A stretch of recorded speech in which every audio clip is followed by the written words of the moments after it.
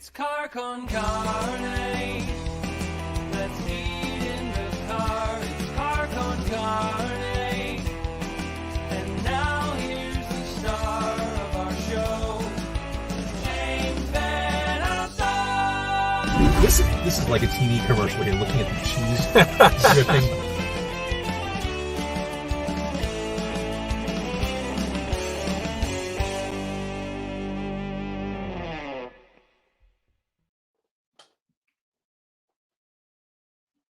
Oh man, we did it. Welcome to Friday night. It is Car con Carne. I'm James Van Osdell. The show tonight sponsored by our friends at C&H Financial Services, also by our friends at Siren Records McHenry. So here it is, Friday. I'm working on the week ahead. Next week, what an agenda, what a schedule, what a thing to plan your evenings around. Max the Fox joins me on Monday night. Then on Tuesday, Donna Diane of the band Juna, who, my God, I love that band. Donna will share a very personal story, which I think will be very emotional, uplifting, and ultimately helpful. That's Tuesday. Rain Rabbit, the 80s inspired band, joins me on Wednesday. Also next week, Kenny Johnson, actor Kenny Johnson, who is currently one of the stars on the TV show SWAT. You've also seen him on Sons of Anarchy. He's been on Smallville. He's been on so many shows. You need to spend about 30 minutes just getting through his IMDb page. That's all next week. Now, we're recording tonight. This is episode 590. We are 10 episodes away from episode 600, which I'm thinking will hit the week of 426. And at some point that week, Car con Carne will return to the car. It was inevitable at some point. My plan is to get in the car with similarly vaccinated guests and do what Car con Carne did for the 6 years before the pandemic. Go to and support city and suburban restaurants, do interviews in the car, spill sauce and au jus all over my forearms and chest. That's all coming soon. Like I said, the week of April 26th, the plan is for Car con Carne to get back into the Mazda 3.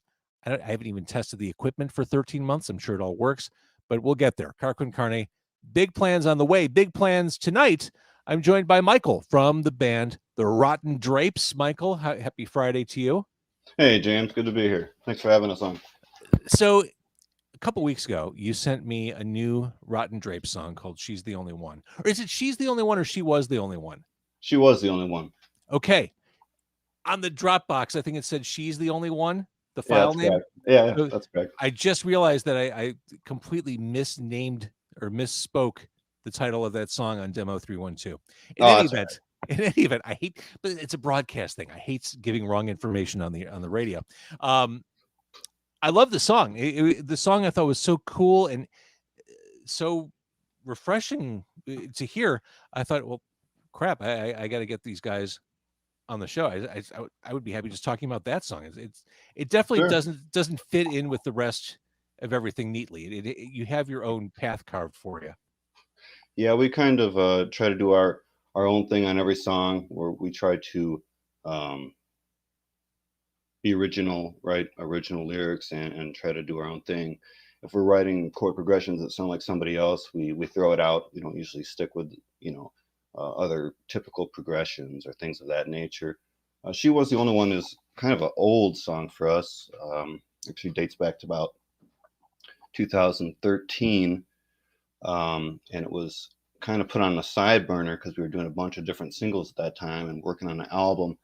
And it was written with different lyrics entirely. The lyrics that you currently hear aren't even the lyrics that I had back in 2013 for it. The second verse was actually like a female duet. A female would actually come in. And I kind of sat with that song for a long time, and I was never really happy with the vocals, the melody really, and maybe even the way that I performed it.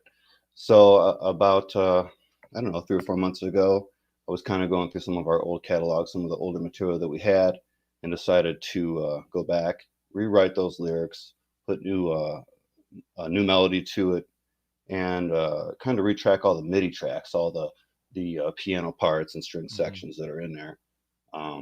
And then once I did that, I was pretty much ready to go and be released. Send it over to Doug McBride over at Gravity Studios. Who's the man, by the way? I love He Doug is, man. McBride.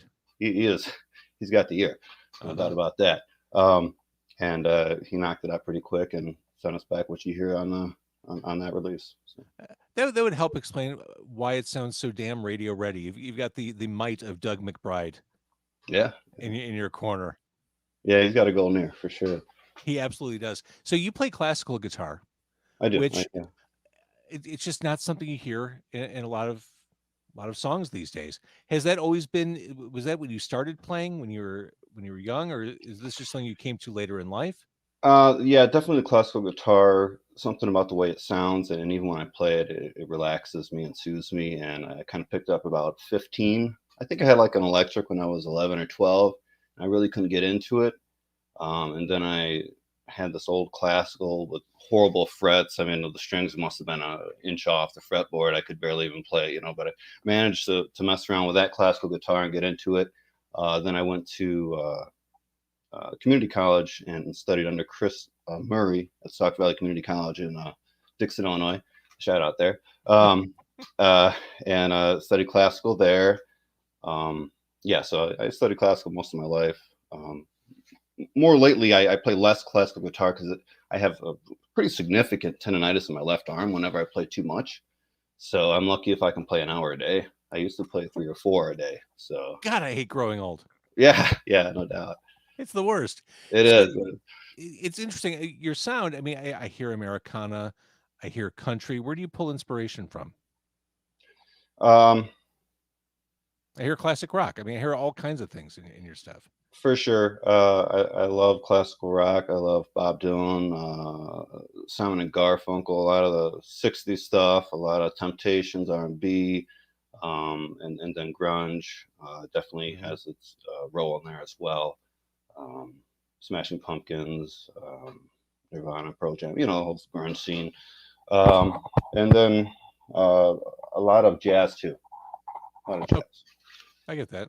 I can't really tolerate listening to a whole lot of modern music nowadays because I always feel like it's contrived or it's not very good, or I rip apart the lyrics or something like that. So I listen to a lot of instrumental music because I And can Michael, tell. I'm just saying, you're going after modern music. You've got tendonitis. You are one comment away from saying, "Get off my lawn." Yeah, yeah. You damn kids. So you sent me this new song, or this new version of the old song. She was the only one. Yeah. What's the plan? Is another album in the offing? Yeah, we're always working on stuff. Currently, just about to do some guitar tracking this weekend and some vocal tracking, and another single should be coming out here in probably about 3 weeks. So how did you guys come back together during the pandemic? Was there just a period where you're like, yeah, we can't do this. Let's figure this out down the road, or were you actively trading files, trading ideas over the past 12 months? We were trading files. Audio was being sent between us. We were kind of talking and planning. We're always working kind of from a distance because I live in Waukegan and the other fellows work in about 2 hours away from here in Sterling, Illinois. Oh So boy, okay. we're always kind of working from a distance. So that's nothing really unusual for us. So before I let you go, like, what's a good local business we should support out there? What's a good We're at in Waukegan? Waukegan. Yeah, because I really like I haven't the been out local that way for a music while. store. The local music store here is A Major Music. They're really top notch. They're right on the Grand, kind of between Gurney and Waukegan. I keep thinking the last time I was in Waukegan, I think it was for an Alice Cooper show at the Genesee. I keep thinking that is an area in a city that is just screaming for development. Like that is choice property. I keep waiting for someone to come in and just do something dramatic to that part of the I suburbs. agree. Yeah, the downtown part of Waukegan is really kind of dilapidated and waiting to be renovated. And then we've got this. Lakefront. I mean, the lake is right there. It just seems like a Yeah, great opportunity waiting to happen. and there's a lot of space there. They're trying to. There's a casino. Waukegan's been granted a casino, and we're going to put it in a certain location. And unfortunately, it seems like they're really pushing to put it out by where the Walmart is, which is really close to Gurney and where all the interstates are. And I understand that kind of why they're proposing that, but also I'm sure there's an argument to put it downtown because everyone's going to go to the only casino that's really in Lake County, wherever you put it. So if you put it there, people are going to go downtown, and then it's going to reinvigorate invigorate the downtown area. You know, For so sure. that'd be All right, great. So as far as the Rotten Drapes go, you're working on stuff this weekend. If people want to keep track of you, I know that Facebook is not your thing.